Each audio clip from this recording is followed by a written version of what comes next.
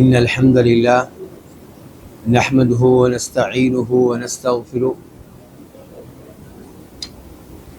ونعوذ بالله من شرور أنفسنا ومن سيئات أعمالنا من يهده الله فلا مضل له ومن يضلل فلا هادي له وأشهد أن لا إله إلا الله وحده لا شريك له وأشهد أن محمدا عبده ورسوله يا أيها الذين آمنوا اتقوا الله حق تقاته ولا تموتن إلا وأنتم مسلمون يا أيها الناس اتقوا ربكم الذي خلقكم من نفس واحدة وخلق منها زوجها وبث منهما رجالا كثيرا ونساء واتقوا الله الذي تساءلون به والأرحام إن الله كان عليكم رقيبا يا أيها الذين آمنوا اتقوا الله وقولوا قولا سديدا يصلح لكم أعمالكم ويغفر لكم ذنوبكم ومن يطع الله ورسوله فقد فاز فوزا عظيما أما بعد فإن خير الحديث كتاب الله وخير الهدي هدي محمد صلى الله عليه وسلم وشر الأمور محدثاتها وكل محدثة بدعة وكل بدعة ضلالة وكل ضلالة في النار۔ اللہ رب العزت کے ہم سب پہ بہت سے انعامات ہیں، اور ان انعامات میں سے ایک بڑا انعام یہ ہے کہ اللہ رب العزت نے ہمیں اس قابل بنایا کہ ہم قرآن کریم کے طالب علم بن سکیں، قرآن کریم کا معنی و مفہوم جان سکیں، قرآن کریم کے اوپر غور و فکر کر سکیں۔ اور یہ قرآن کریم کے نازل ہونے کے مقاصد میں سے ایک عظیم مقصد ہے، کتاب انزلناہ الیک مبارک لیدبروا آیاتہ۔ اللہ تعالیٰ فرماتے ہیں کہ یہ بابرکت کتاب ہم نے آپ پہ نازل کی ہے اس لیے کہ لوگ اس میں تدبر کریں، اس پہ غور و فکر کریں۔ تو قرآن کریم کو اپنی زندگی کا جتنا بھی وقت دیں وہ کم ہے۔ شیخ الاسلام ابن تیمیہ رحمہ اللہ، ان کی پوری زندگی قرآن کریم کے ساتھ اور قرآن کریم کے علوم کے ساتھ گزری ہے، لیکن جب آخری بار انہیں جیل میں ڈالا گیا، آپ جانتے ہوں گے کہ وہ جیل میں کئی دفعہ گئے ہیں، آخری بار جب جیل میں ڈالا گیا تو ان کا تعلق قرآن کریم کے ساتھ پہلے کے مقابلے میں بہت گہرا ہو گیا، اور اس وقت کہا کرتے تھے، فرمایا کرتے تھے کہ مجھے ان اوقات پہ افسوس ہو رہا ہے جو اوقات میں نے قرآن کریم کے علاوہ دیگر علوم کو دیے۔ مجھے چاہیے تھا کہ میں اپنی زندگی کا سارا وقت قرآن کریم پہ صرف کر دیتا۔ تو یہ قرآن کریم بہت ہی عظیم کتاب ہے، اور ضرورت اس بات کی ہے کہ ہم اس پہ غور و فکر کریں، اس کو سمجھیں، اس کی تفسیر جانیں۔ لیکن کیا تفسیر کے معاملے میں ہر کوئی آزاد ہے، جیسے چاہے تفسیر کرے؟ ایسا نہیں ہے۔ قرآن کریم کی تفسیر کے اصول ہیں، قواعد ہیں، ضوابط ہیں۔ تو اسی مناسبت سے آج کے دورے کا انعقاد کیا گیا ہے کہ ہم جان سکیں کہ قرآن کریم کی تفسیر کے کیا قواعد ہیں، کیا ضوابط ہیں۔ آج کے دورے کے جو عناصر ہیں ان میں سے پہلے نمبر پہ ہے القواعد التفسیریہ کی تعریف، تعارف۔ دوسرے نمبر پہ قواعد تفسیریہ کی اہمیت، اور تیسرے نمبر پہ چند تفسیری قواعد کا تذکرہ۔ یہ چند تفسیری قواعد کون سے ہیں؟ نمبر ایک، القرآن لا یقتصر به علی محال اسبابہ، یہ لفظ اسباب ہی ہے۔ دوسرے نمبر پہ تخصیص محل سبب من جملۃ العام ممتنع قطعا. تیسرے نمبر پہ القراءتان کالآیتین. چوتھے نمبر پہ لا یجوز تفسیر القرآن بغیر عرفہ والمعہود من معانی. پانچویں نمبر پہ تخصیص القرآن بالسنت جائز. چھٹے نمبر پہ تخصیص النبی صلی اللہ علیہ وسلم. یہ جو پی لکھا ہوا ہے یہ اصل میں یہاں پہ تھا صلی اللہ علیہ وسلم. تخصیص النبی صلی اللہ علیہ وسلم لشیء بالذکر لا ينفی شمول الاسم لغیرہ. ساتویں نمبر پہ تفسیر الصحابی حجت. آٹھویں نمبر پہ لا يجوز حمل القرآن على المعانی القاصرہ بمجرد الاحتمال النحوی الاعرابی. نویں نمبر پہ لا يحمل کلام اللہ تعالی على اصطلاح حادث. آٹھویں نمبر پہ اور 10ویں نمبر پہ لا يحمل کلام اللہ ما لا يحتمل. اور 11ویں نمبر پہ لا يلزم من صلاحیت اللفظ لمعنى ما فی ترکیب صلاحیتہ له فی کل ترکیب. یہ قواعد جو آپ کے سامنے ذکر کیے گئے ہیں یہ دراصل لیے گئے ہیں امام ابن القیم رحمہ اللہ سے. یہ سارے قواعد کس امام کی طرف سے ہیں؟ امام ابن القیم رحمہ اللہ کی طرف سے. میں نے مدینہ یونیورسٹی میں کلیت الشریعہ میں تعلیم لی ہے، اور کلیت الشریعہ کا تخصص آپ جانتے ہوں گے کیا ہے؟ الفقہ و اصولہ. ایسے ہی القضاء، الفرائض، کلیہ شریعہ کی یہ تخصصات ہیں. الفقہ، اصول الفقہ اور مقاصد الشریعہ، القضاء اور المیراث، یہ وہ تخصصات ہیں جو کلیہ شریعہ سے تعلق رکھتے ہیں. لیکن ایم فل میں، ماسٹر میں مجھے جانے کا موقع ملا کلیت القرآن الکریم میں. اور کلیت القرآن الکریم میں پھر دو اقسام ہیں، ایک ہے قسم القراءات اور ایک ہے قسم التفسیر. مجھے جانے کا موقع ملا قسم التفسیر میں. اور پھر آپ جانتے ہیں کہ ایم فل میں، ماسٹر میں کوئی نہ کوئی رسالہ لکھنا پڑتا ہے، کتاب لکھنی پڑتی ہے. اور جامعہ اسلامیہ مدینہ منورہ میں ایم فل میں کتاب لکھنے کا جو اہتمام ہے وہ دیگر جامعات کے مقابلے میں کافی بہتر ہے. یعنی کہ عام طور پہ جامعات میں کیا ہوتا ہے کہ ایم فل میں چھوٹی سی بحث لکھتے ہیں اور پی ایچ ڈی میں بڑی کتاب لکھتے ہیں، لیکن جامعہ اسلامیہ مدینہ میں ایم فل میں بھی یعنی کہ بڑی کتاب لکھی جاتی ہے. تو یہ موضوع مجھے اللہ کے فضل و کرم سے ملا تھا ایم فل میں، القواعد التفسیریہ عند الامام ابن قیم الجوزیہ. اس میں امام ابن القیم رحمہ اللہ کی کتابیں پڑھ کر ان کی کتابوں سے تفسیری قواعد لیے گئے، انہیں جمع کیا گیا، پھر ان کی شرح کی گئی، پھر ان قواعد کے بارے میں دیگر علماء کرام کی کیا رائے ہے وہ ذکر کی گئی، دلائل ذکر کیے گئے، اور پھر جو راجح قول ہے وہ بتایا گیا، اور آخر میں تطبیقی مثالیں دی گئیں.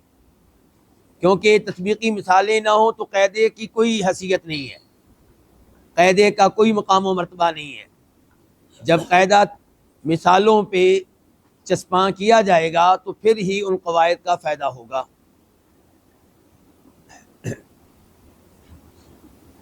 تو آئیے سب سے پہلے دیکھتے ہیں کہ القواعد التفسیریہ کس کو کہتے ہیں.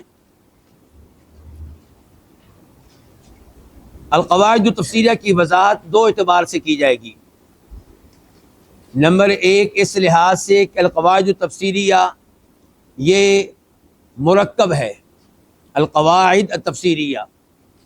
دوسرے نمبر پہ وضاحت کی جائے گی القواعد التفسیریہ بطور علم. تو القواعد التفسیریہ بے اعتبار مرکب، اس میں ہم دیکھ رہے ہیں کہ دو الفاظ ہیں، ایک القواعد اور ایک تفسیریہ. تو دونوں کی وضاحت کرنا ہوگی۔ القواعد جمع ہے قاعدۃ کی، اور قاف عین دال قاعدہ، یہ مادہ جو ہے یہ ثبوت اور استقرار کے معنی پہ دلالت کرتا ہے۔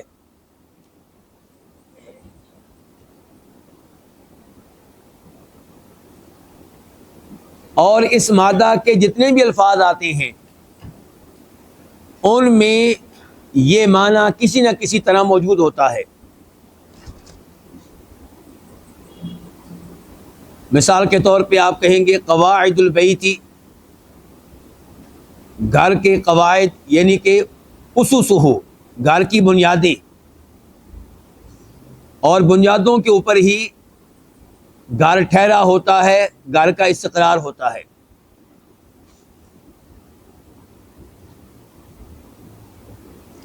القاعدہ کا یہ معنی و مفہوم آپ دیکھ سکتے ہیں تہذیب اللغہ میں، یہ امام ازہری کی کتاب ہے۔ مجمل اللغہ میں یہ امام ابن فارس کی کتاب ہے، دونوں بہت بڑے لغوی امام ہیں۔ یہ تھی القاعدہ کی وضاحت عربی لغت کے اعتبار سے۔ اب یہ ہے کہ اصطلاحی طور پہ قاعدہ کسے کہتے ہیں۔ اصطلاحی طور پہ القاعدہ کی بہت سی تعریفات ہیں اور وہ اس کتاب میں ذکر کی گئی ہیں، لیکن ان تعریفات میں سے راجح تعریف دو میں آپ کے سامنے ذکر کروں گا۔ ایک یہ ہے کہ الامر الکلی، الامر الکلی المنطبق علی جمیع جزئیاتہ، یعنی کہ وہ کلی معاملہ المنطبق جو مشتمل ہو علی جمیع جزئیاتہ، اپنی تمام جزئیات پہ۔ یہ تعریف آپ کو مل جائے گی المصباح المنیر میں جو امام فیومی کی ہے۔ اور دوسری تعریف یہ ہے قاعدہ کی، قضیۃ کلیہ منطبقۃ علی جمیع جزئیاتہا، قضیہ کلیہ منطبقۃ علی جمیع جزئیاتہا، یعنی کہ وہ کلی قول، کلی کل سے ہے نا، وہ کلی قول جو اپنے تمام اجزاء پہ، تمام جزئیات پہ مشتمل ہو۔ القاعدہ کی یہ تعریف آپ کو مل جائے گی امام جرجانی کی کتاب التعریفات میں۔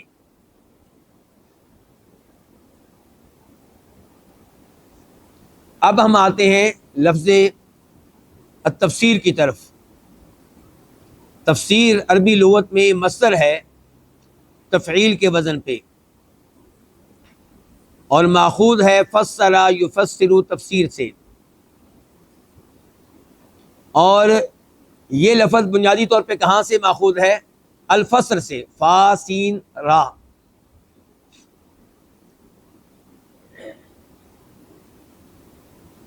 اور الفسر کا مادہ جو ہے مندرجہ ذیل معانی دیتا ہے، الابانہ یعنی کہ واضح کر دینا، وہ تفصیل کھول کر بیان کر دینا، وہ کشف المغطى ڈکی ہوئی چیز کو ننگا کر دینا، کھول دینا، وہ اظہار المعنی المعقول، کہ وہ معنی جو معقول ہے، محسوس نہیں ہے، اس کو واضح کرنا۔ امام ابن فارس کہتے ہیں، کس امام کا نام لیا میں نے؟ امام۔ آپ میں سے جو چھوٹے بچے ہیں ظاہر ہے کہ وہ ان اماموں کو نہیں جانتے ہوں گے، بڑے تو جانتے ہوں گے، لیکن آج آپ کے سامنے یہ نام رکھے جائیں گے تو تبھی آپ کو آسا معلومات ملنا شروع ہوں گی۔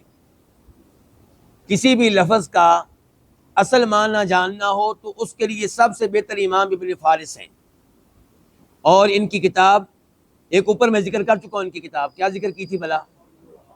مجمل اللغہ، اور اب ہے مقاییس اللغہ۔ ان کی کتاب مقاییس اللغہ اس لحاظ سے سب سے بہتر ہے کہ کسی بھی عربی لفظ کا جو بنیادی معنی ہے وہ آپ کو وہاں سے ملے گا. اس لیے یہاں پہ دیکھیے ابن فارس کیا کہہ رہے ہیں. کہتے ہیں الفا والسین والرا کلمۃ واحدہ تدل علی بیان شیء وایضاحہ. الفا والسین والرا کلمۃ واحدہ تدل علی بیان شیء وایضاحہ. تو یہ سہولت آپ کو امام ابن فارس کی طرف سے ملے گی کہ کوئی بھی لفظ جب اس کی وہ وضاحت کرنے لگتے ہیں تو اس کا بنیادی معنی بیان کر دیتے ہیں اور پھر بتاتے ہیں تھوڑے بہت فرق کے ساتھ اس کے باقی جو الفاظ ہیں ان میں یہ کیا معنی دیتا ہے. ہم نے القاعدہ کی اصطلاحی تعریف جان لی اور اب جانیں گے تفسیر کی اصطلاحی تعریف. تفسیر کی اصطلاحی تعریفات اگر آپ پرانے اماموں کی دیکھیں تو بہت لمبی چوڑی وہ تعریفات ہیں، لیکن ان تعریفات میں علماء کرام نے یہ بات نوٹ کی ہے کہ کئی الفاظ ایسے ہوتے ہیں جن کی ضرورت نہیں ہوتی، اور تعریف وہ ہوتی ہے جو جامع معنی ہو. تعریف وہ ہوتی ہے جو کیا ہو؟ جامع معنی ہو. مثال کے طور پہ آپ جانتے ہوں گے شیخ منا القطان کو. ان کی کون سی کتاب جانتے ہیں؟ مباحث فی علوم القرآن. تو اس میں وہ کیا تعریف کرتے ہیں تفسیر کی؟ بیان کلام اللہ المتعبد بتلاوتہ، اور آگے بھی لمبی چوڑی تعریف کی انہوں نے. جبکہ اس میں جو تفسیر کے سے تعلق رکھنے والا لفظ ہے وہ بیان ہے بس. آگے کلام اللہ یہ ساری قرآن کی تعریف ہے. تو قرآن کی تعریف آپ الگ سے کریں، یہاں پہ اتنا کہہ دینا کافی تھا بیان القرآن الکریم.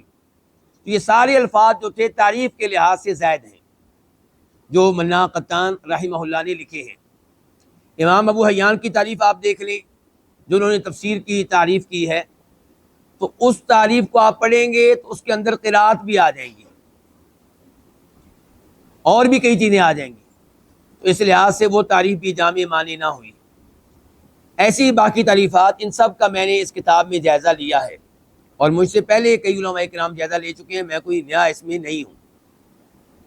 تو راجع ترین تعریف قرار پاتی ہے شیخ ابن عثیمین رحمہ اللہ کی. شیخ ابن عثیمین رحمہ اللہ معروف ہیں کہ وہ مشکل سے مشکل ترین چیز کو آسان الفاظ میں بیان کرتے ہیں. تو ان کے ہاں تعریف کیا ہے؟ بیان معانی القرآن الکریم. بیان معانی القرآن الکریم. اچھا، لفظ بیان جب ادا کیا گیا یہاں پہ لفظ بیان، تو اس سے عقدی مسائل نکل گئے. یعنی کہ تفاسیر میں جو تفصیلات کے ساتھ عقیدے کے مسائل آتے ہیں وہ قرآن کریم کا بیان نہیں ہے، تو وہ نکل گئے اس سے. اور ایسے ہی فقہی مسائل بھی نکل گئے اس سے، جن کے فقہی مسائل کی تفصیلات میں اگر آپ چلے جائیں گے تو وہ تفسیر نہیں ہے. اصول الفقہ سے تعلق رکھنے والے مسائل بھی اس سے نکل گئے. احادیث سے تعلق رکھنے والے مسائل بھی اس سے نکل گئے، وہ تفسیر نہیں ہے. معلومات ہیں، اچھی معلومات ہیں، لیکن بہرحال وہ تفسیر نہیں ہے. نحوی مسائل جب کوئی مفسر گہرائی میں چلا جائے تو پھر وہ تفسیر نہیں ہے، وہ نحو شروع ہو چکی ہے. جبکہ تفسیر کیا ہے؟ بیان و معانی القرآن، قرآن کریم کے معانی کو بیان کرنا، یہ تفسیر ہے. یہاں پہ مجھے یہ یاد آ رہا ہے کہ تفسیر رازی، امام فخر الدین رازی کی جو تفسیر ہے یہ بہت مشہور ہے. یہ تفسیر بہت مشہور و معروف ہے اور کئی ایک جلدوں پہ مشتمل ہے. اس کے بارے میں کسی عالم دین نے کہا ہے فیہ کل شیء الا تفسیر، کہ اس میں آپ کو سب کچھ ملے گا سوائے کس کے؟ تفسیر کے۔ تو اس کی وجہ یہی ہے کہ اس میں دوسرے علوم غالب آ گئے ہیں۔ ہم انکار نہیں کرتے، تفسیر اس میں موجود ہے، لیکن دوسرے علوم چونکہ غالب آ گئے ہیں تو کہنے والوں نے کہہ دیا کہ اس میں سب کچھ آپ کو ملے گا سوائے کس کے؟ تفسیر کے۔ اور یہ کہنے والے کون ہیں ویسے؟ زیادہ تر امید یہ ہے کہ کہنے والے یہ امام ابن تیمیہ رحمہ اللہ ہے۔ اور یہ عبارت نقل کرنے والے کون ہیں؟ ابو حیان، امام ابو حیان کہتے ہیں کہ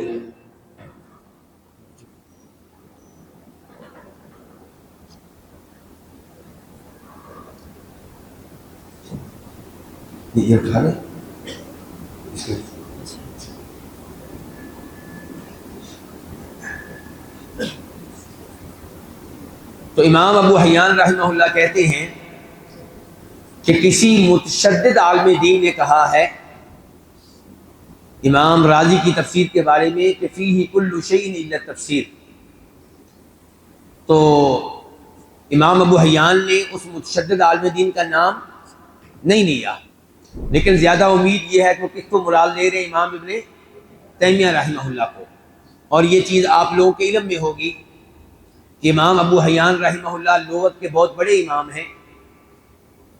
ان کی جب ابتدائی ملاقاتیں ہوئی ابن تیمیہ رحمہ اللہ سے تو انہوں نے ان کی شان میں قصیدے کہے ہیں، لیکن جب انہوں نے یہ سنا کہ ابن تیمیہ کا یہ موقف ہے کہ امام سیبویہ سے بھی نحو کے میدان میں چند غلطیاں ہوئی ہیں، تو یہ عبارت سننے کے بعد ابو حیان امام ابن تیمیہ سے بدظن ہو گئے، ان سے دور ہو گئے۔ پھر ان کے معتقد نہیں رہے کہ انہوں نے امام سیبویہ کے بارے میں کہہ دیا کہ نحو میں ان سے غلطیاں ہوئی ہیں۔ تو ابو حیان شاید اسی لیے واللہ عالم امام تیمیہ رحمہ اللہ کی طرف اشارہ کر رہے ہیں، نام نہیں لے رہے، اور یہ کہہ دیا کہ کسی متشدد عالم دین نے کہا ہے وہ اس میں سب کچھ ہے سوائے تفسیر کے۔ اچھا، لفظ بیان سے یہ تمام چیزیں نکل گئی جن کا میں نے تذکرہ کیا ہے۔ معانی القرآن یہ کہہ دینے سے کیا کیا نکل گیا؟ علم رسم نکل گیا۔ علماء قرات تشریف فرما ہے نا یہاں پہ، تو ان کا علم رسم جو ہے وہ نکل گیا، کیونکہ تفسیر قرآن کریم کے معنی بیان کرنے کو کہتے ہیں، کتابت سے اس کا کوئی تعلق نہیں ہے۔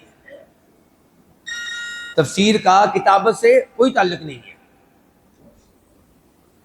ایسے ہی بیان و معانی القرآن کریم سے نکل گئی قراءات، کیونکہ قراءات کا تعلق کس چیز سے ہے؟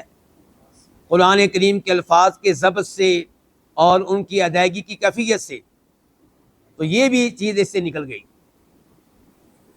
اور جب ہم نے کہا بیان و معانی القرآن الکریم، القرآن کہہ دینے سے اللہ کا وہ کلام نکل گیا جو اللہ تعالیٰ فرشتوں سے کرتے ہیں اور قرآن میں نہیں آیا۔ اللہ کا وہ کلام بھی نکل گیا جو اللہ تعالیٰ نے کئی انبیاء کرام علیہم الصلوۃ والسلام سے کیا لیکن وہ قرآن میں نہیں آیا۔ اس سے آسمانی کتابیں بھی نکل گئیں۔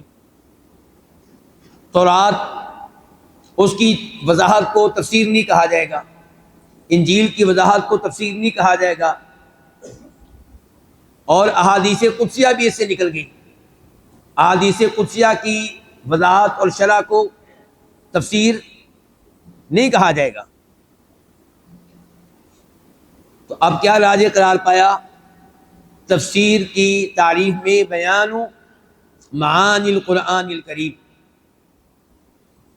تو یہ تھا القواعد التفسیریہ کی تعریف کے تعلق سے پہلا حصہ۔ القواعد التفسیریہ کی تعریف کی گئی ہے کس اعتبار سے؟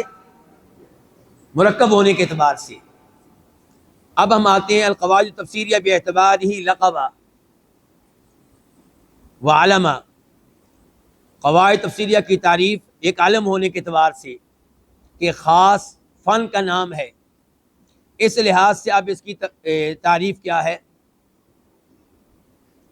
قضایا کلیہ تفسیریہ منطبقۃ علی جمیع جزئیاتها۔ قضایا کلیہ تفسیریہ منطبقہ علی جمیع جزئیاتها، قضایا یعنی کہ وہ اقوال جو کلی قسم کے اقوال ہوں، یعنی کہ جس موضوع پہ گفتگو ہو رہی ہے اس موضوع کے ایک ایک فرد پہ حکم لگایا گیا ہو. تفسیریہ، لیکن یہ قضایا کلیہ تفسیری ہو، حدیثی نہیں، فقہی نہیں، بلکہ تفسیری ہوں. اور منطبقۃ علی جمیع جزئیاتها، یہ اپنی تمام جزیات پہ، تمام افراد پہ مشتمل ہو. اب ہم آتے ہیں آج کے دورے کے دوسرے موضوع کی طرف، اور وہ ہے اہمیت القواعد تفسیریہ.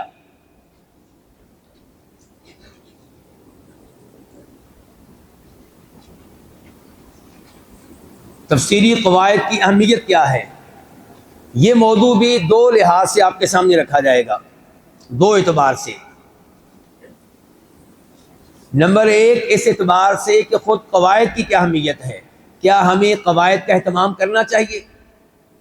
چاہے قواعد کا تعلق فقہ سے ہو، چاہے اصول سے ہو، چاہے احادیث سے ہو، چاہے تفسیر سے ہو، کیا قواعد کا اہتمام کرنا چاہیے؟ جی ہاں، قواعد کا اہتمام بہت زیادہ ہونا چاہیے. قواعد کی اہمیت کو بیان کرتے ہوئے فرماتے ہیں شیخ الاسلام ابن تیمیہ رحمہ اللہ، لا بد ان يكون مع الانسان اصول کلیہ يرد الیہا الجزئیات، کہ انسان کے پاس کلی اصول ہونے چاہیے، لازمی طور پہ ہونے چاہیے، تاکہ ان کلی اصول کی طرف، کلی قواعد کی طرف جزیات کو لٹا سکے، جزیات کو سمجھنے کے لیے رجوع کر سکے کس کی طرف؟ کلی اصولوں کی طرف، کلی قواعد کی طرف. میں آپ کی توجہ چاہتا ہوں، اب تک وہ اسپیکر کا مسئلہ چل رہا تھا تو اس لیے میں آپ کی طرف مکمل توجہ نہیں دے سکا. اب ذرا میں جاننا چاہوں گا کہ آپ میرے ساتھ ہیں کہ نہیں. تو یہاں پہ کیا کہہ رہے ہیں ابن تیمیہ؟ لا بد ان یکون مع الانسان اصول کلیہ، انسان کے پاس ہر فن کے کلی اصول ہونے چاہیے، کلی قواعد ہونے چاہیے، یرد الیہ الجزئیات، جن کی طرف جزئیات کو لٹا سکے. لیتکلم بعلم وعدل، تاکہ انسان کا کلام علم و عدل کے اوپر مشتمل ہو، اس کے پیچھے علم بول رہا ہو، اس کے پیچھے عدل ہو.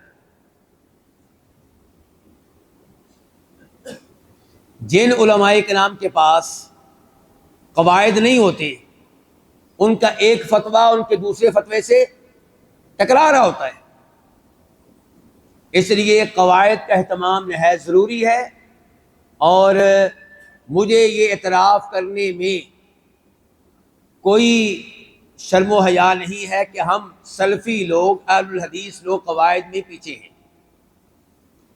دوسرے لوگ قواعد میں اس قدر آگے نکل گئے کہ انہوں نے قواعد کے سامنے تعویلیں کر ڈالی، قرآن کی، احادیث کی، قواعد کی تعویلیں نہیں کی. قواعد کو اتنا بڑا مقام و مرتبہ دے دیا کہ قواعد کے سامنے تعویلیں کس کی؟ قرآن کی اور احادیث کی. اور ہم جو ہیں قواعد سے بالکل ہی اعراض کیے ہوئے ہیں. تو یہاں یہ دیکھیں امام صاحب کی گفتگو، کہتے ہیں لا بد ان یکون مع الانسان اصول کلیہ یرد الیہا الجزئیات لیتکلم بعلم وعدل. اتنے الفاظ جو آپ نے لکھ لیے کافی ہیں، اس کے بعد میں آپ کو ویسے مفہوم بتا دیتا ہوں. کہتے ہیں اگر ایسا نہیں کرے گا انسان تو پھر وہ انسان جزیات کے تعلق سے جھوٹ سے کام لے گا، جہالت سے کام لے گا، اور کلیات کے معاملے میں اندھیرے میں رہے گا. اور آخر میں یہ لفظ بڑا عظیم ان کا، فَيَتَوَلَّدُ فَسَادٌ عَظِيمٌ، اس کے نتیجے میں بڑا عظیم فساد سامنے آئے گا. امام صاحب کا یہ کلام آپ کو مل جائے گا ان کی کتاب منہاج السنۃ النبویہ میں. کون سی کتاب میں؟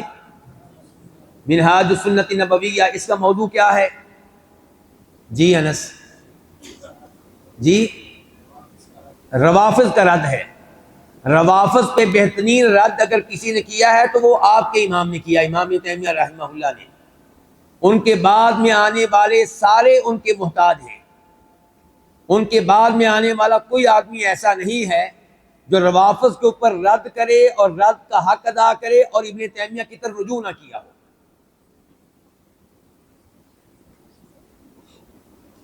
دوسرے نمبر پہ میں قواعد کی اہمیت کے طور پہ آپ کے سامنے رکھوں گا علامہ عبد الرحمن بن ناصر السعدی کا کلام. ان کی کتاب ہے، کتاب کا نام بڑا ہے، وہ آپ لکھے نہیں لیکن سن لے کم از کم. طریق الوصول الی العلم المأمول بمعرفت القواعد والضوابط والاصول. آپ اگر علامہ سعدی کی کتب کے نام پڑھیں تو آپ کو پتہ چلے گا کہ کس قدر قواعد کا اہتمام کرنے والے تھے، اور انہی کے شاگرد ہیں ایک بڑے عالم دین. کون نام لے گا ان کا؟ جی شیخ ابن عثیمین رحمہ اللہ انہی کے شاگرد ہیں. شیخ ابن عثیمین رحمہ اللہ کے علم میں آپ پائیں گے پختگی. اس کے پیچھے اللہ کے فضل و کرم کے بعد یہ ہیں علامہ عبد الرحمن بن ناصر سعدی. انہوں نے ان کو متون یاد کروائے، اصول یاد کروائے، قواعد یاد کروائے. اسی لیے شیخ ابن عثیمین رحمہ اللہ بہت پختہ تھے علم میں. تو اب یہ کیا کہہ رہے ہیں؟ کہتے ہیں وَمَعْلُومٌ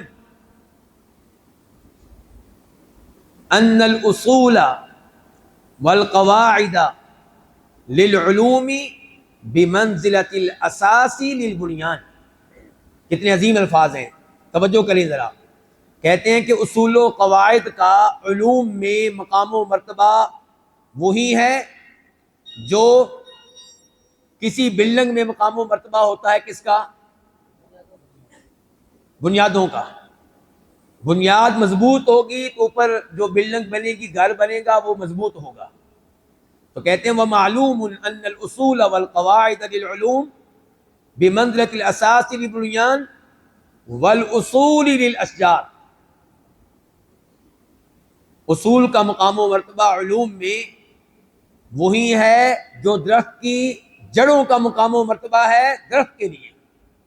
جڑیں نہیں تو درخت بھی نہیں، جڑیں نہیں تو درخت بھی نہیں. کہتے ہیں لا ثبات لہا الا بہا، درخت نہیں قائم رہ سکتا جڑوں کے بغیر. اور آگے پھر انہوں نے اس موضوع پہ لمبی گفتگو کی ہے.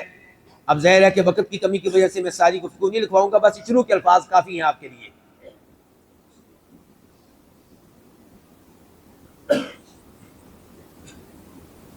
اب قواعد تفسیریہ کی اہمیت کے تعلق سے ہمارا دوسرا موضوع. فی الحال میں نے کون سا موضوع واضح کیا کہ قواعد کی ہمیں ضرورت ہے ہر فن میں، ہر علم میں. تو تفسیر کے موضوع پہ بھی ہمیں قواعد کی ضرورت ہے.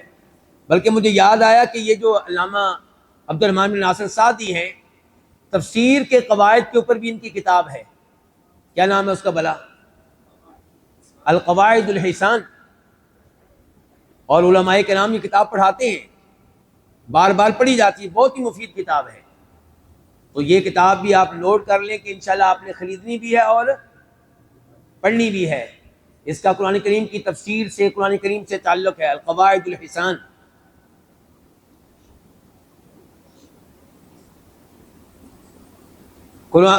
تفسیری قواعد کی اہمیت میرے پاس عربی میں ہے لیکن میں نے یہاں اردو میں اس کا ترجمہ لکھا ہوا ہے آپ کی سہولت کے لیے.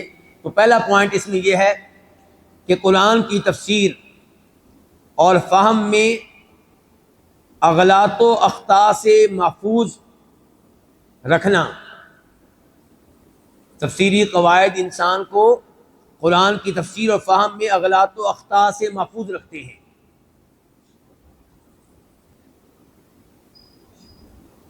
دوسرا پوائنٹ، ہر قاعدہ، ہر تفسیری قاعدہ، ہر قاعدہ کئی ایک آیات کے درست فہم میں ممد و معامر بنتا ہے.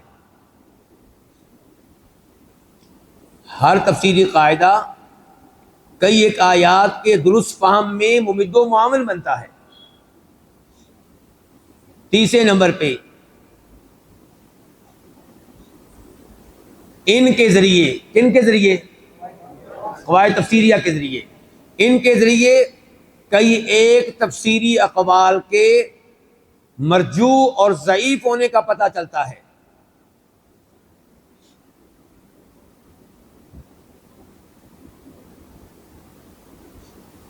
امام ابن تیمیہ رحمہ اللہ ایک مقام پہ یہ قاعدہ لکھتے ہیں کہ لا یجوز حمل القرآنی، یہ قاعدہ آپ کے پاس موجود ہے، اس کا نمبر دیکھنے کیا نمبر ذرا بتائیں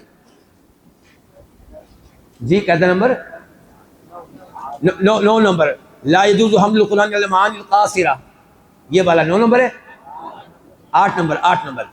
تو یہ قاعدہ آپ دیکھ لیں، یہ قاعدہ لا یجوز حمل القرآن علی المعانی القاصرہ بمجرد الاحتمال النحوی الاعرابی، کہ قرآن کریم کو ناقص معنی پہ محمول کرنا صرف نحوی اعرابی احتمال کی وجہ سے یہ جائز نہیں ہے،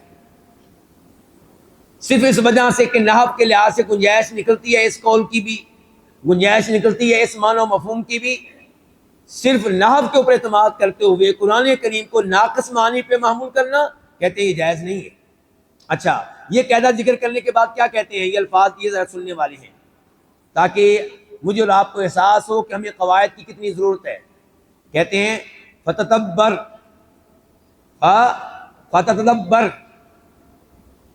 ہذہ القاعدہ، اس قاعدے پہ تدبر کریں، ولتکن منک علی بال، اور یہ قاعدہ ہمیشہ آپ کے ذہن میں رہے، کہتے ہیں یہ قاعدہ ہمیشہ آپ کے ذہن میں رہے، فإنک تنتفع بها فی معرفۃ ضعف کثیر من اقوال المفسرین وضعیفها، آپ اس قاعدے کے ذریعے فائدہ اٹھائیں گے بہت سارا۔ کس معاملے میں؟ اس قاعدے کے ذریعے آپ کو مفسرین کے کئی ایک اقوال کے ضعیف ہونے کا اور مرجوح ہونے کا پتہ چلے گا، ان کے کھوٹا ہونے کا پتہ چلے گا۔ وَتَقْطَعُ، اگر یہ قاعدہ آپ کے پاس ہوگا تو آپ یقین سے کہہ سکیں گے کہ انہا، کہ یہ تفسیری اقوال لیست مراد المتکلم تعالی بکلامہ، کہ یہ تفسیری اقوال اللہ رب العزت کی مراد نہیں ہو سکتے اللہ تعالیٰ کے کلام سے۔ یہ ان کی گفتگو آپ کو ملے گی ان کی شاندار کتاب بدائع الفوائد میں۔ تو یہ ابن القیم رحمہ اللہ کا قول میں نے آپ کے سامنے ذکر کیا ہے تیسرے پوائنٹ کی تائید میں، کہ تفسیری قواعد کے ذریعے بہت سے مرجوح اور ضعیف اقوال کا پتہ چلتا ہے۔ نمبر 4، چوتھا پوائنٹ، تفسیری قواعد کے ذریعے کئی ایک اشکالات کا ازالہ ہوتا ہے جو بہت سے لوگوں کو، بہت سے گروہوں کو، بہت سے فرقوں کو لاحق ہو جاتے ہیں۔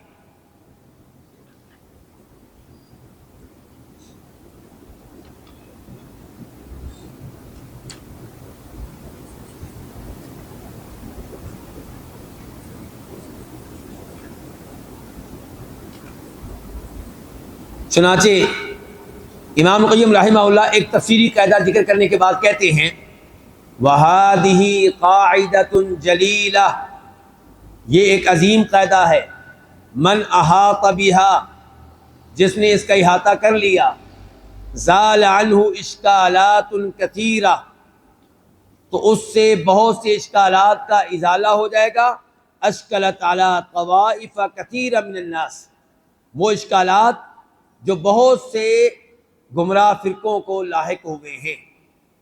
یہ ان کی گفتگو آپ کو مل جائے گی ان کی کتاب الرسالہ التبوکیہ میں، الرسالہ التبوکیہ۔ ایک اور تفسیری قاعدہ ذکر کرنے کے بعد فرماتے ہیں امام صاحب فتأمل هذا الموضع، کہتے ہیں اس مقام پہ غور و فکر کریں، فإنه يخلصك من ضلالات كثيرة وقع فيها من شاء الله من الناس، کہتے ہیں اس مقام پہ آپ غور و فکر کریں، یہ مقام اگر آپ اس پہ غور و فکر کریں گے اور اس کو آپ محفوظ کر لیں گے تو یہ آپ کو بہت سی ایسی گمراہیوں سے بچا لے گا جن گمراہیوں میں ایک دنیا مبتلا ہوئی ہے۔ پانچواں پوائنٹ، یہ کس موضوع پہ ہم لکھ رہے ہیں جی پوائنٹ؟ تفسیری قواعد کی اہمیت وہ یہ ہے کہ ان کے ذریعے، یعنی تفسیری قواعد کے ذریعے بہت سی فاسد تعویلوں سے بچا جا سکتا ہے،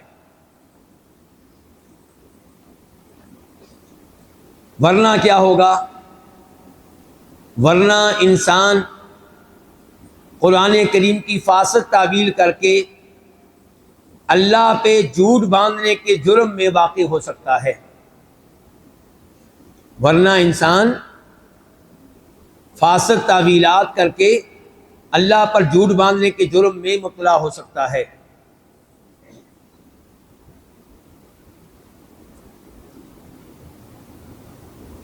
یہاں پہ بھی امام ابن القیم رحمہ اللہ کا بڑا اچھا کلام ہے، لیکن میں آپ کے سامنے ذکر نہیں کروں گا تاکہ گفتگو ہماری طویل نہ ہو۔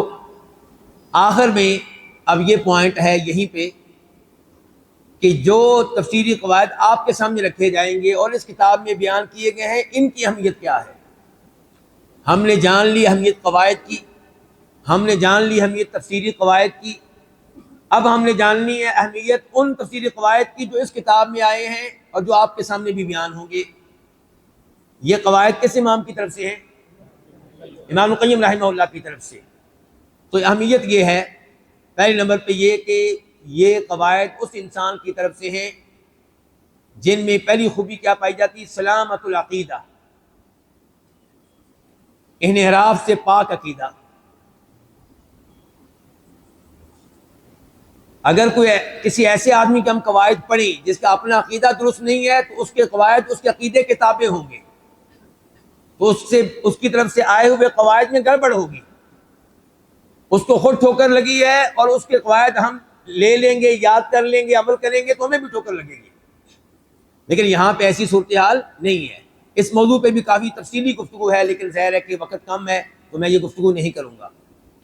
نمبر 2، یہ قواعد اس انسان کی طرف سے ہیں جس کے منہج میں یہ بات شامل ہے کہ الاعتماد علی الکتاب والسنہ، کتاب و سنت کے اوپر اعتماد کرنا ہے۔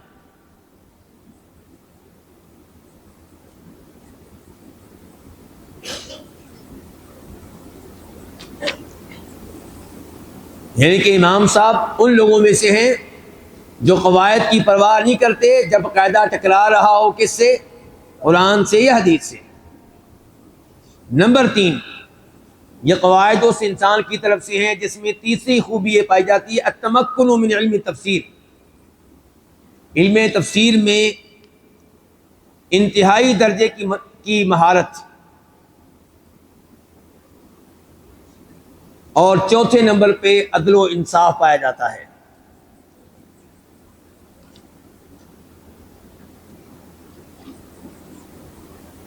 اور یہ بہت بڑی خوبی ہے عدل و انصاف کا پایا جانا۔ میں ایک چھوٹی سی بات آپ کے سامنے رکھوں گا۔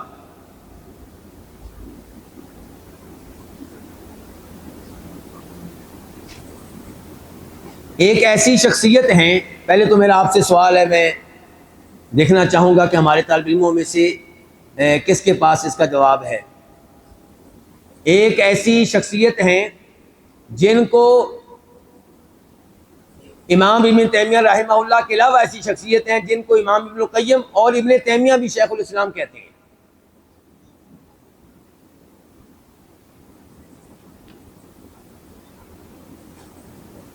وہ ہیں ابو اسماعیل الحربی۔ ابو اسماعیل الحربی ایک صوفی بزرگ گزرے ہیں، لیکن صوفیت کا جو کیا میں کہوں، اب الفاظ سخت نہ ہو جائیں، صوفیت کا گند جو ہے اس سے کافی حد تک وہ محفوظ رہے ہیں، کافی حد تک محفوظ رہے ہیں، مکمل طور پہ ہم نہیں کہتے، لیکن ان کی بڑی جہود ہیں۔ اس کی وجہ سے ان کا بہت احترام کرتے تھے ابن تیمیہ بھی، ابن القیم بھی، بلکہ امام القیم رحمہ اللہ نے ان کی ایک کتاب کی شرح کی ہے جس کا نام کیا ہے؟ ہاں جی انس، مدارج السالکین۔ مدارج السالکین یہ ابو اسماعیل الحلبی کی کتاب کی شرح ہے، اور بنیادی طور پہ وہ کتاب آپ سمجھیں کہ صوفیت کی کتاب ہے، اور ان کی شرح نے ان کی کتاب کو چار چاند لگا دیے ہیں۔ یعنی کہ ان کی خوبیاں بیان کی ہیں اور جہاں پہ کوئی غلطیاں ہیں وہ بھی واضح کی ہیں۔ اچھا اب دیکھیں ان کی ایک عبارت، کہتے ہیں شیخ الاسلام حبیبنا، ابن القیم کہہ رہے ہیں شیخ الاسلام حبیبنا، شیخ الاسلام سے ہمیں بڑی محبت ہے، ولیکن الحق احب الینا منہ۔ کیسی عبارت ہے؟ شیخ الاسلام حبیبنا ولیکن الحق احب الینا منہ، وکان شیخ الاسلام ابن تیمیہ رحمہ اللہ یقول عملہ خیر من علمہ۔ ابن تیمیہ کہا کرتے تھے کہ اس آدمی کے اعمال اس کے علم سے بہتر ہیں۔ کس کے بارے میں؟ ابو اسماعیل الحروی کے بارے میں۔ وصدق رحمہ اللہ، ابن تیمیہ رحمہ اللہ نے بالکل ٹھیک کہا ہے۔ پھر آگے انہوں نے اس کی تائید کی ہے، اور ایک جہاں پہ ابن تیمیہ رحمہ اللہ کی بہت زیادہ تعریف کرتے ہیں لیکن ان کے ایک قول کے اوپر تنقید کرتے ہیں، تو یہ چیز آپ کو عام ملے گی ابن القیم رحمہ اللہ میں، عدل و انصاف ملے گا۔ ایک جگہ پہ کہتے ہیں وقد وفق الزمخشری لفہم ھذا، ایک جگہ پہ کیا کہہ رہے ہیں؟ وقد وفق الزمخشری لفہم ھذا، ایک آیت کے اوپر گفتگو کرتے ہوئے کہتے ہیں کہ یہاں پہ زمخشری کو درست بات سمجھنے کی توفیق ملی ہے۔ اب زمخشری جو ہے معتزلی ہے، لیکن چونکہ یہ قول اس کا درست تھا تو کہا ہے کہ زمخشری نے یہاں پہ جو کہا ہے وہ ٹھیک کہا ہے۔ آئیے اب باقاعدہ طور پہ تفسیری قواعد کا آغاز کرتے ہیں۔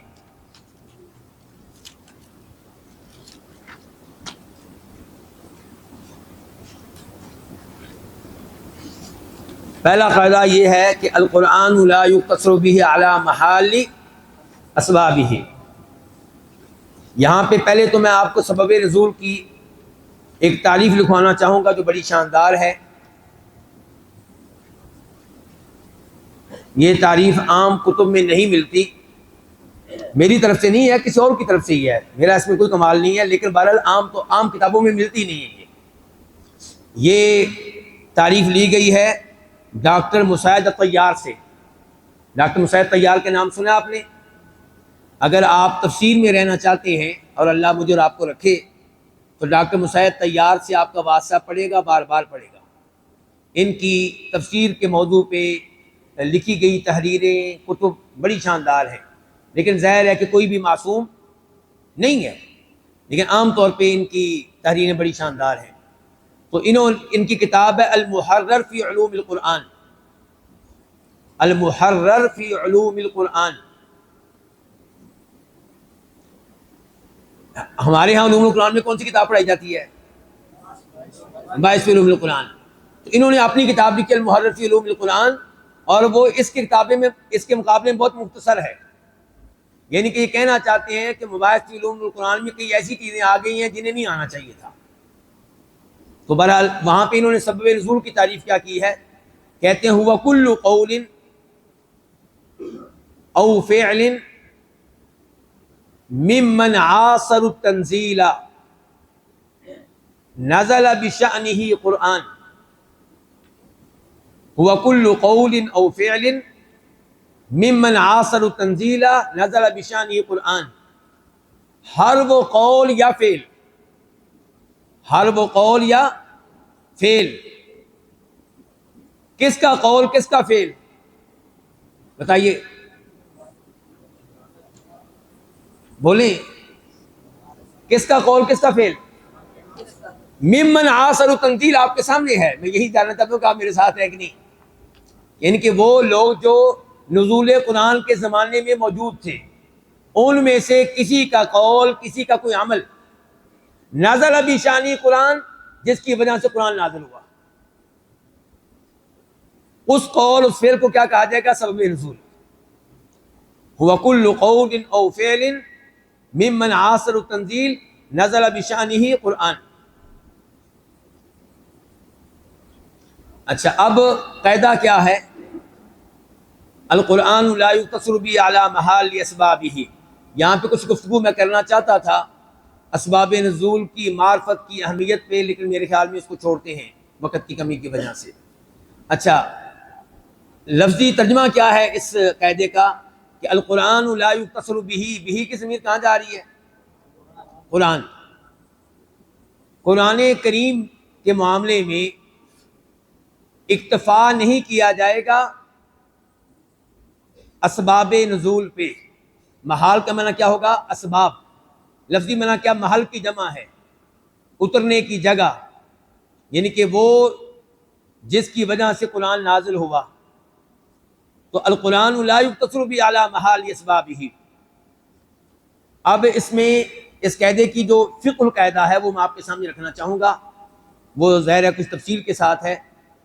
تو یہاں پہ کہا گیا ہے المقصود بہذہ القاعدہ، اس قاعدے کا مقصد یہ ہے کہ ان شیئا من القرآن الکریم، قرآن کریم کا کوئی بھی حصہ اذا نزل بسبب سؤال خاص، جب وہ نازل ہوا وہ کسی خاص سوال کی وجہ سے، کسی نے سوال کیا تھا اور قرآن نازل ہو گیا، او حادثۃ معینہ، یا کسی خاص واقعے کی وجہ سے، وَكَانَ لَفْظُهُ أَعَمَّ مِنَ السَّبَبِ،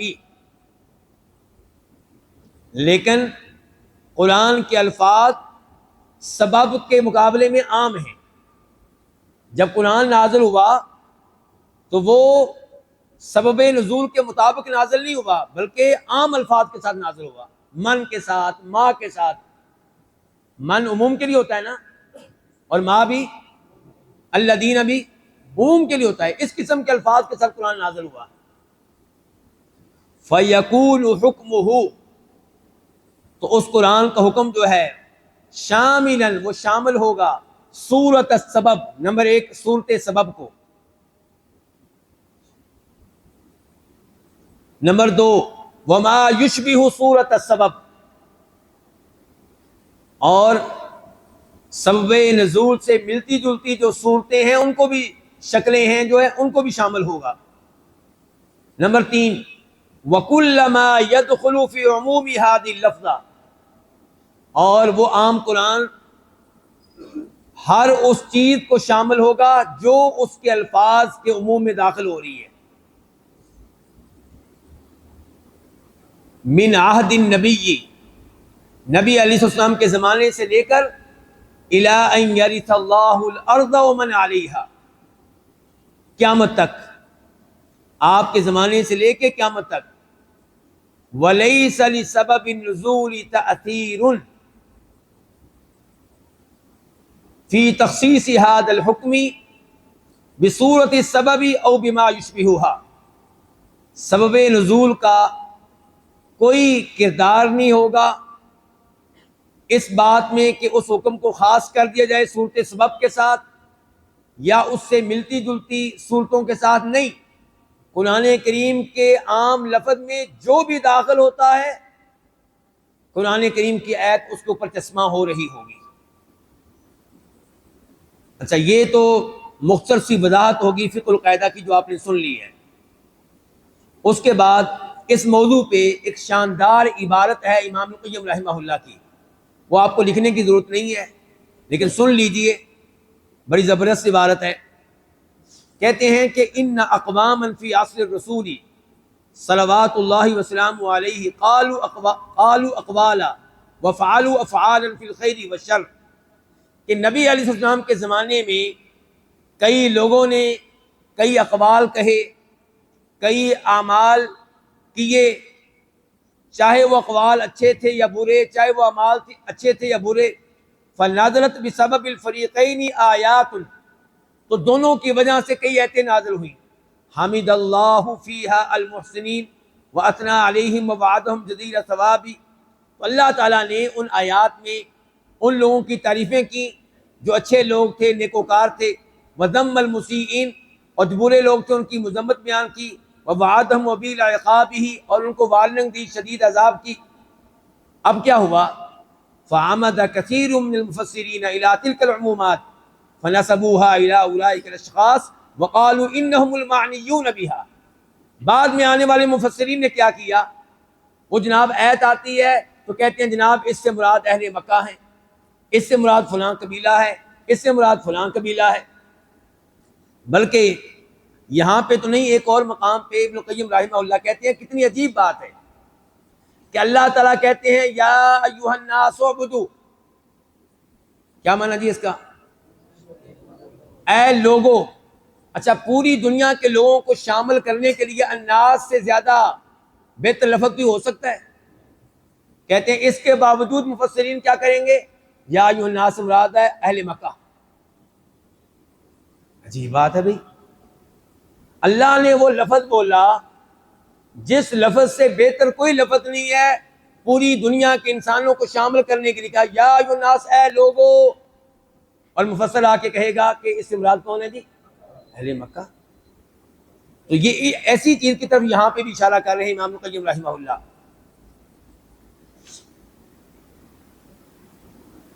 آگے ان کی عبارت ہے، یہی اس کا معنی مفہوم ہے.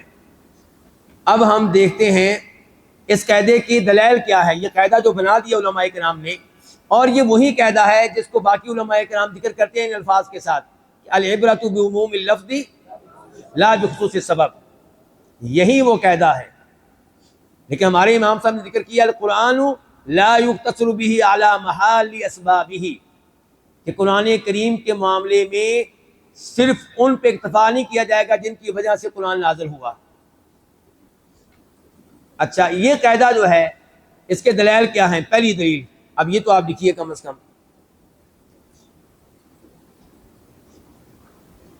امام بخاری امام مسلم دونوں روایت کرتے ہیں عبداللہ بن مسعود رضی اللہ عنہ سے، ان رجلا اصاب من امرأۃ قبلہ، ایک آدمی نے ایک عورت کو بوسہ دیا. فأتى النبی صلی اللہ علیہ وسلم فاخبرہ، پھر وہ نبی علیہ السلام کے پاس آیا اور آپ کو بتایا کہ مجھ سے غلطی ہو گئی ہے. فانزل اللہ، تو اللہ تعالیٰ نے یہ آیت نازل کی، وَأَقِمِ الصَّلَاةَ طَرَفَيِ النَّهَارِ وَزُلَفًا مِّنَ اللَّيْلِ إِنَّ الْحَسَنَاتِ يُذْهِبْنَ السَّيِّئَاتِ، کہ نماز قائم کیجئے طرفی النہاری، دن کے دونوں اطراف میں، کناروں میں. کون کون سی نمازیں اس میں داخل ہو گئی؟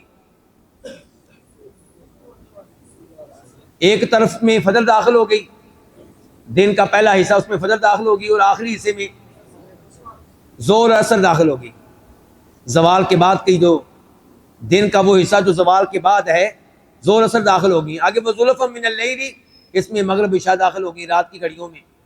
ان الحسنات یذھبن السیئات، بے شک نیکیاں گناہوں کو ختم کر دیتی ہیں. فقال الرجل، اب اس آدمی نے کہا یا رسول اللہ، اللہ کے رسول، علی ھذا، کیا یہ صرف میرے لیے ہے؟ کیا میرے لیے ہے؟ کہ مجھ سے غلطی ہوئی اور میں نے آپ کے ساتھ نماز پڑھی، تو آپ مجھے خوشخبری سنا رہے ہیں کہ آپ کا یہ گناہ ختم ہو گیا ہے، تو کیا یہ صرف میرے لیے ہے؟ تو فرمایا نبی علیہ السلام نے، لی جمیع امتی کلہم، یہ ہے اہم الفاظ جن کا ہمارے موضوع سے تعلق ہے. لی جمیع امتی کلہم، میری ساری امت کے لیے ہے. اچھا، اس آیت میں وہ عام الفاظ کہاں پہ ہیں؟ ان الحسنات یذھبن السیئات. اللہ نے اصول کیا بیان کیا؟ عام الفاظ کے ساتھ، کہ نیکیاں گناہوں کو ختم کر دیتی ہیں. اللہ نے یہ نہیں کہا کہ اے اللہ کے رسول، یہ تو صحابی آپ کے پاس آئے تھے، بوسہ دے بیٹھے ہیں، انہوں نے آپ کے ساتھ نماز پڑھی ہے تو نماز پڑھنے سے بوسے والا گناہ ختم ہو گیا. اللہ نے یہ خاص الفاظ استعمال، کون سے الفاظ استعمال کیے ہیں؟ عام. جب اللہ نے عام الفاظ استعمال کیے ہیں تو یہ شامل ہوں گے صورت السبب کو. صورت السبب کیا ہے؟ یہ آدمی اور اس کا یہ گناہ اور اس کا یہ نماز پڑھنا، یہ ہو گیا صورت السبب. اور وما یشبہہ کیا ہوگا؟ کوئی اور گناہ. اس کے بعد آپ نے نیکیاں کی ہیں تو امید ہے کہ اس سے کیا ہو جائیں گے؟ گناہ جو ہے وہ ختم ہوں گے آپ کے. اور اسی طرح پھر عام ہے، کوئی بھی گناہ ہو اور نیکیاں کی جائیں، ان نیکیوں سے وہ گناہ ختم ہو جاتے ہیں.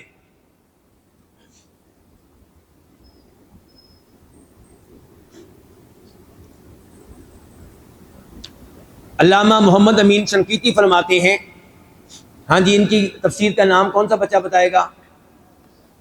جی بیٹا، اضواء البیان. اضواء البیان کا موضوع کیا ہے بیٹا؟ جلدی کریں، یہ کتابیں انشاءاللہ آپ نے پڑھنی بھی ہیں، خریدنی بھی ہیں انشاءاللہ. اضواء البیان، جی موضوع کیا ہے اس کو بھلا؟ فی ایضاح القرآن بالقرآن، قرآن کی تفسیر قرآن کے ذریعے. اس موضوع پہ سب سے عمدہ کتاب یہی ہے. علامہ محمد امین شنقیطی یہ استاد ہیں، ہمارے اساتذہ کے استاد ہیں. یہ مسجد نبوی میں درس دیا کرتے تھے، مدینہ یونیورسٹی میں پڑھاتے تھے. اور ایک دفعہ ملک خالد آئے تھے، شاہ خالد، تو وہ کلاس میں آ کے ان کی کلاس میں بیٹھے تھے. مدینہ یونیورسٹی کا وزٹ کرنے آئے تھے تو ان کو ان کی کلاس میں لے گیا تھا، کیونکہ یہ آدمی سمندر اور حقیقتاً سمندر. جو بیٹھتے رہے ان کے دروس میں، ہمارے مشائخ بتاتے ہیں، بس کچھ نہ پوچھیں، بلا تھا یہ آدمی، بلا. اور بنیادی طور پہ سعودی نہیں ہے، شنقیطی موریتانیہ سے آئے تھے، اور پھر یہاں آ کے پڑھاتے رہے.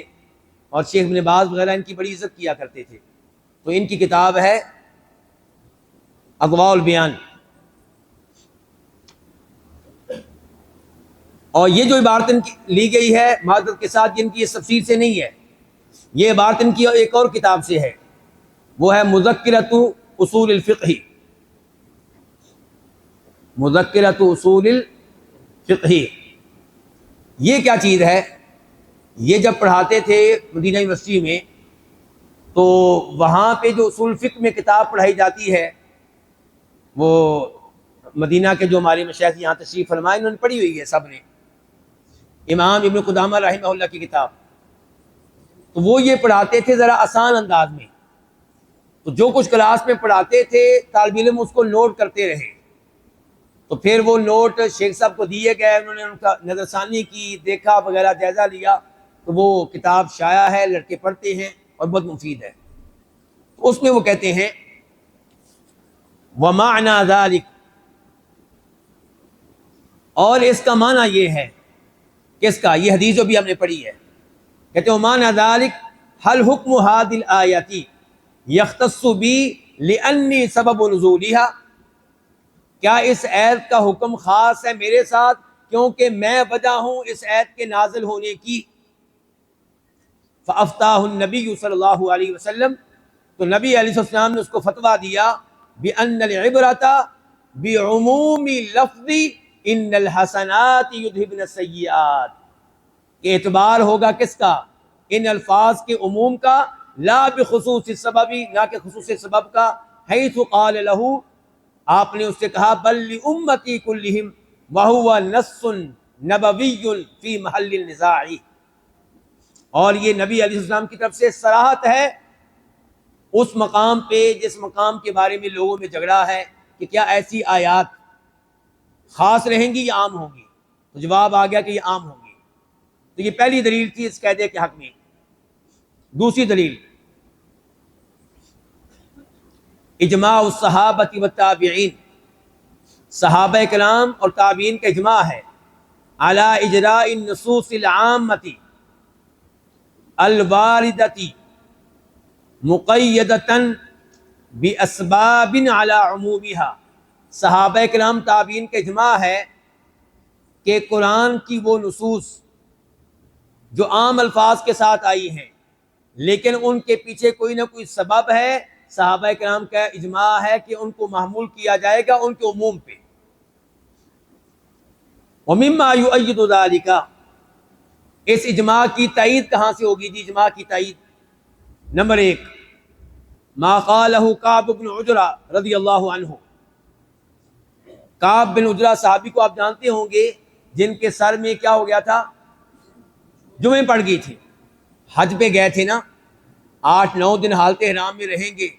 مدینہ سے مکہ اونٹنیوں کا سفر ہوگا، راستے میں کوئی ہوٹل بھی نہیں، پیٹرول پمپ بھی نہیں، تو کیا صورتحال ہوگی پھر؟ تو جمعیں پڑ گئی تھی تو ان کو بڑی تکلیف محسوس ہو رہی تھی. تو آپ نے پھر ان کو حکم دیا تھا کہ اپنے سر کے بال مونڈ لو، جبکہ سر کے بال حالت احرام میں مونڈنے کی اجازت نہیں ہے. تو پھر یہ آیت نازل ہوئی کہ فمن کان منکم مریضا او به اذى من رأسه ففدیۃ من صیام او صدقۃ او نسک. تو یہ آیت نازل ہوئی تو اس کے بارے میں کعب بن عجرہ کیا کہتے ہیں یہ سنیں آپ. کہتے ہیں نازلت فیّا خاصتاً، نازلت فیّا، یہ خاص میرے بارے میں آیت نازل ہوئی ہے. وَهِيَ لَكُمْ عَامَّةٌ، لیکن معنی و مفہوم کے لحاظ سے تم سب کے لیے ہے، کیونکہ الفاظ کیا ہیں اس آیت میں؟ عموم والے. فمن جو بھی تم میں سے بیمار ہو یا جس کے سر میں بھی تکلیف ہو اور سر کے بال منڈوا دے تو اس کو پر فدیہ ہوگا، یا تو روزے رکھے گا یا صدقہ خیرات کرے گا یا جانور ذبح کرے گا. تو یہ فدیہ نازل ہوا کعب بن عجرہ کی وجہ سے نازل ہوا. لیکن وہ کیا کہہ رہے ہیں؟ نازل فیّا خاصہ وہی لکم عامہ، اور یہ الفاظ ہیں بخاری شریف کے. یہ دلیل نمبر 2 ذرا کیا ہے، اس کے نام کیا دلیل نمبر 2 کا؟ اجماع. اچھا، اس اجماع میں دوسرا پوائنٹ آپ یہ لیں گے کہ صحابہ کرام ان آیات کو جو کسی نہ کسی سبب کی وجہ سے نازل ہوتی رہیں، دوسروں کے اوپر بھی چسپاں کرتے رہے. مثال کے طور پہ آیات دہار یہ نازل ہوئی ہیں ایک صحابی اور صحابیہ کی وجہ سے، لیکن صحابہ کرام اور بعد میں آنے والے تابعین علماء کرام ہر زہار کرنے والے کو فتویٰ دیتے رہے انہی آیات کے مطابق.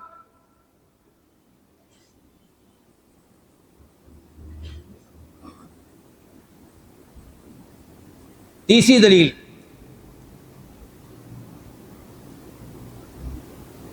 ان عدول الشارعی، شارع کا اعراض کرنا. ان عدول الشارعی عما اقتضاہ حال السبب الى العموم دلیل علی ارادۃ العموم، کہ اللہ رب العزت نے جب کسی وجہ سے کوئی آیت نازل کی تو آیت نازل کرتے ہوئے اللہ تعالیٰ نے کون سے الفاظ استعمال کیے؟ عام الفاظ، خاص الفاظ استعمال نہیں کیے. تو یہ دلیل ہے کہ شارع نے ارادہ کیا کہ اس کا عموم کا. ایک دلیل اور بھی ہے لیکن وہ رہنے دیتے ہیں تاکہ گفتگو طویل نہ ہو. اب ہم آتے ہیں تطبیقی مثال کی طرف، اور تطبیقی مثال آپ کے پاس موجود ہے. یہ ہے سورہ نور آیت نمبر 3، الزانی لا ينکح الا زانیۃ او مشرکہ، کہ جو زنا کرنے والا مرد ہے وہ نہیں نکاح کرتا مگر کس سے؟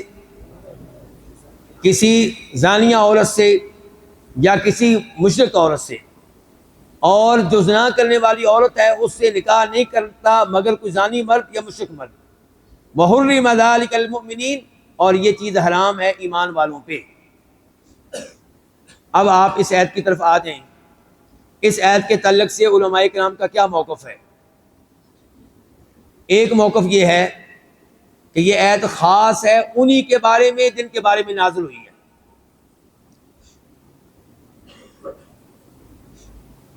اگر ہم یہ قول لیتے ہیں تو اس کا مطلب یہ ہوگا کہ پاک دامن مرد کا کسی بدکار لڑکی سے نکاح کر لینا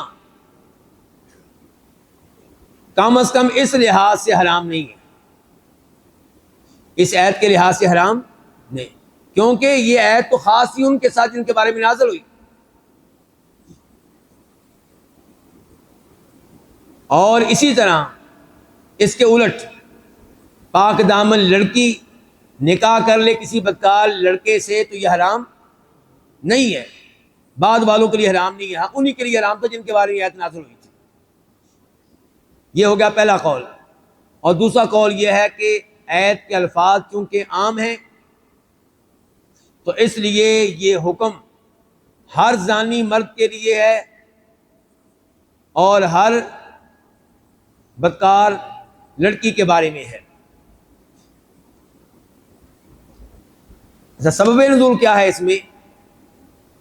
ہوا ما رواہ الامام ابو داود رحمہ اللہ ان مرثد ابن ابی مرثد الغنمی کان یحمل اسارا بمکہ، کہ مرثد جو تھے ان کو نبی علیہ السلام بھیجا کرتے تھے مکہ، کس کام کے لیے؟ مسلمان قیدیوں کو وہاں سے چھڑانا اور انہیں مدینہ پہنچانا۔ اور مکہ میں ان کی ایک دوست رہا کرتی تھی، زمانہ جاہلیت کی دوست، اب تو یہ مسلمان ہو چکے تھے، توبہ کر چکے تھے، لیکن زمانہ جاہلیت کی دوست لڑکی تھی جس کے نام کیا تھا؟ عناق۔ ام محذور بھی آیا ہے، اور امید ہے کہ ام محذور اسی لڑکی کی کنیت ہوگی۔ اچھا، یہ کہتے ہیں کہ میں یہ مکہ گئے ایک دفعہ، تو کسی گلی میں کھڑے ہوئے تھے، لیکن اس لڑکی نے ان کو دیکھ لیا اور پہچان لیا اور ان کو گناہ کی دعوت دی، تو انہوں نے کہا کہ میں تو مسلمان ہو چکا ہوں، میں توبہ کر چکا ہوں۔ تو اس لڑکی نے شور ڈال دیا۔ اب جب یہ مدینہ پہنچے تو یہ نبی علیہ السلام کے پاس آئے اور آ کر کیا کہتے ہیں؟ یہ الفاظ سنیے، یا رسول اللہ انکحو عناق، کیا میں عناق سے نکاح کر سکتا ہوں؟ تو کہتے ہیں کہ اللہ کے رسول خاموش رہے علیہ السلام۔ فنزلت، تو پھر یہ آیت نازل ہوئی، وزانیۃ لا ینکحها الا زان او مشرک فدعانی فقرأها علیہ، تو آپ نے یہ آیت میرے سامنے پڑھی، وقال لا تنکحا، اس سے نکاح نہ کرو۔ تو اب یہ الفاظ جو ہیں وہ کیا ہیں؟ عام ہیں۔ الفاظ کیا ہیں؟ الزانی، الفاظ کیا ہیں؟ عام ہیں۔ اور آگے وزانیت، یہ الفاظ بھی کیا ہیں؟ عام ہیں۔ تو اب اسی قاعدے کے مطابق جو ہم نے ابھی پڑھا ہے کہ القرآن لا یقتصر به علی محال اسبابہ، اور دوسرے لفظوں میں العبرۃ بعموم اللفظ لا بخصوص السبب، ہم کہیں گے کہ یہ آیت عام ہے اور سب کے لیے ہے۔ اچھا، اس آیت کے بارے میں کئی لوگوں کا یہ بھی دعویٰ ہے کہ یہ منسوخ ہے، کینسل ہے، تو یہ دعویٰ بھی غلط ہے، کوئی منسوخ نہیں ہے۔ اچھا، پھر ایک دعویٰ یہ بھی کیا گیا کہ یہاں پہ نکاح سے مراد عقد نکاح نہیں ہے، بلکہ کیا مراد ہے؟ جمع کر لینا۔ کیا مراد ہے یہاں پہ؟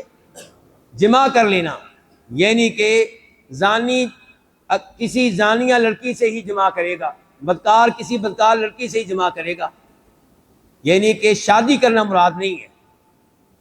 لیکن یہ قول بھی مرجوح ہے۔ یہ قول کیسے مرجوح ہے؟ کون بتائے گا آپ میں سے؟ جی، قرآن میں پہلی بات یہ ہے کہ نکاح کا لفظ عقد کے لیے استعمال ہوتا ہے، ایک آدھ مقام آتا ہے جہاں پہ کئی علماء کرام نے کہا ہے کہ وہ وطی کے معنی میں ہے، جمع کے معنی میں ہے، ورنہ قرآن میں جہاں پہ بھی لفظ نکاح آیا ہے عقد کے معنی میں آیا ہے۔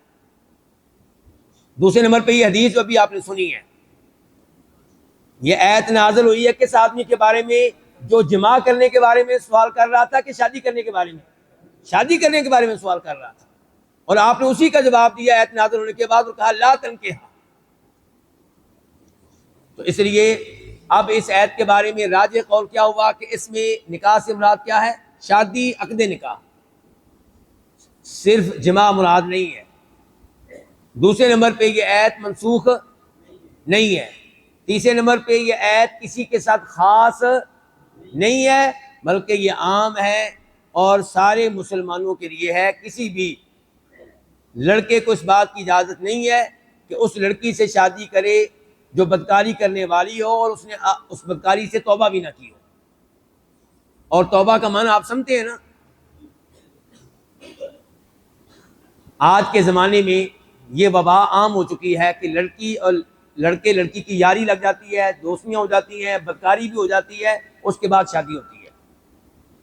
اب یہ شادی کن کی ہو رہی ہے؟ بدکار لڑکے کی اور بدکار لڑکی کی، اور یہ نکاح حرام ہے۔ آپ کہیں گے توبہ کر لیتے ہیں، وہ توبہ کرتے ہیں لیکن شرعی توبہ نہیں ہوتی۔ شرعی توبہ کیا ہوتی ہے؟ جس میں انسان کو شرمندگی ہو کہ میں نے گناہ کیوں کیا، شرمندگی ماں سے نہیں، باپ سے نہیں، معاشرے سے نہیں، اللہ سے، اللہ کے ڈر سے کہ میرے اوپر رب ناراض ہوگا، میں کیا کر بیٹھا ہوں۔ لیکن یہاں پہ ایسا کوئی چکر نہیں ہوتا، بالکل بھی نہیں ہوتا۔ ایسا کوئی افسوس نہیں. جہاں یہ افسوس ہوتا ہے کہ رشتے دار اب کیا کہیں گے, معاملہ ننگا ہو گیا ہے, ساری دنیا کو پتہ چل گیا ہے جی, حمل ٹھہر گیا ہے جی, پولیس کو پتہ چل گیا ہے جی, یہ ہو گیا ہے جی, وہ ہو گیا ہے, یہ شرمندگی ہوتی ہے. لیکن جو اللہ سے شرمندگی ہونی چاہیے وہ نہیں ہوتی. تو ایسے نکاح عام طور پہ جو ہوتے ہیں وہ حرام ہیں. وَحُرِّمَ ذَلِكَ عَلَى الْمُؤْمِنِينَ. اچھا, یہ ایک مثال تھی. اب دوسری مثال کی طرف ہم آتے ہیں, اور یہ مثال میں نے ایک اور کتاب سے لی ہے. وہ کتاب آپ میں سے اکثر بچے جانتے ہیں, کئی بچے نہیں جانتے ہوں گے. اس کا نام ہے قواعد الترجیح عند المفسرین. یہ وہ کتاب ہے بیٹا جو میں جمعے کے دن عصر کی نماز کے بعد مسجد انس بن مالک خیابان سر سید میں پڑھاتا ہوں. ہر مہینے کے پہلے 3 خطبات جمعہ میں اسی مسجد میں دیتا ہوں, اور عصر کے بعد پھر یہ درس ہوتا ہے اس کتاب کا. تو میں چاہوں گا کہ آپ تشریف لایا کریں, اور اس کتاب کے قواعد تقریباً 50 کے قریب ہیں. وہ بچوں کو زبانی یاد کروائے جا رہے ہیں, میں خود ان سے سنتا بھی ہوں. اور ایک قاعدے کی ہم شرح بھی پڑھتے ہیں, اور جس قاعدے کی شرح پڑھی ہوتی ہے میں کوشش کرتا ہوں کہ آئندہ جمعہ کو وہ شرح بھی بچوں سے سنوں. کوشش ہے کہ بچے کچھ فائدہ اٹھائیں, یعنی کہ ایسا نہ ہو کہ آئیں اور بھول جائیں, ایسا نہ ہو. کوشش کر رہا ہوں کہ قواعد ان کو یاد رہیں اور پوری زندگی یاد رہیں, اور وہ قواعد بڑے ہی مفید ہیں, بڑے ہی عمدہ ہیں. تو اس کتاب سے میں نے یہ قاعدہ لیا ہے, یہ مثال لی ہے, اور یہ بچوں نے میرے پاس یہ مثال چند دن پہلے ہی پڑھی ہے. کون سی آیت ہے, کون سا بچہ بتائے گا پھر؟ چند دن پہلے ہی پڑھی ہے جی آپ نے, سبب نزول کے تعلق سے. ہاں جی, اب پتہ چلے گا. نہیں, قاعدہ تو یہی نا, عبرت میں عموم اللفظ, لیکن مثال کون سی تھی؟ یہ قاعدہ پڑھ لیا نا ہم نے, نہیں پڑھا؟ اچھا, معذرت کے ساتھ ابھی ہم نے نہیں پڑھا, میں سمجھا تھا کہ میں پڑھا چکا ہوں. چلیں ٹھیک ہو گیا, پڑھا ہی نہیں ہے. تو یہ آیت ہے جی سورہ نور کی آیت نمبر 23, موجود ہے نا آپ کے پاس؟ ان الذین یرمون المحصنات الغافلات المؤمنات لعنوا فی الدنیا والآخرہ ولہم عذاب عظیم. بے شک وہ لوگ جو تہمت لگاتے ہیں المحصنات, کن عورتوں پہ؟ پاک دامن.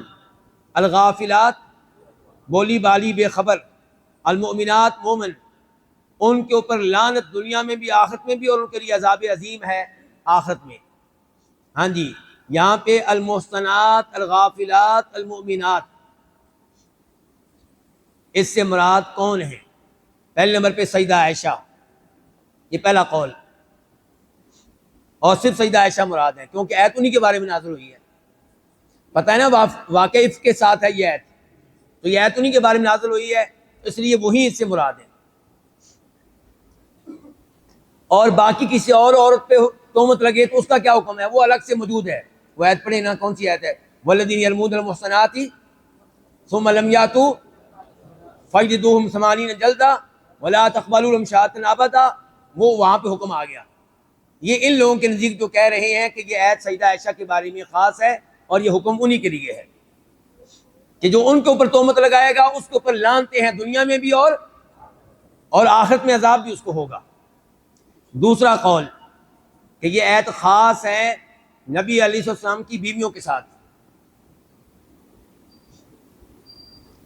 تیسرا قول, یہ آیت خاص ہے مہاجر عورتوں کے ساتھ جو مکہ سے مدینہ ہجرت کر کے آئی تھیں, کہ ان کے بارے میں کہتے تھے مکہ کے مشرک کہ یہ مدینہ اپنی یاری کی خاطر جا رہی ہے, کوئی اسلام کی خاطر نہیں جا رہی, دین کی خاطر نہیں جا رہی, بدکاری کرنے جا رہی ہے.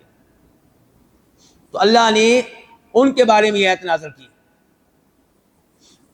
اور چوتھے نمبر پہ یہ کہ یہ آیت عام ہے ہر عورت کے بارے میں, اور یہ آیت عام ہے ہر اس شخص کے بارے میں جو تہمت لگائے.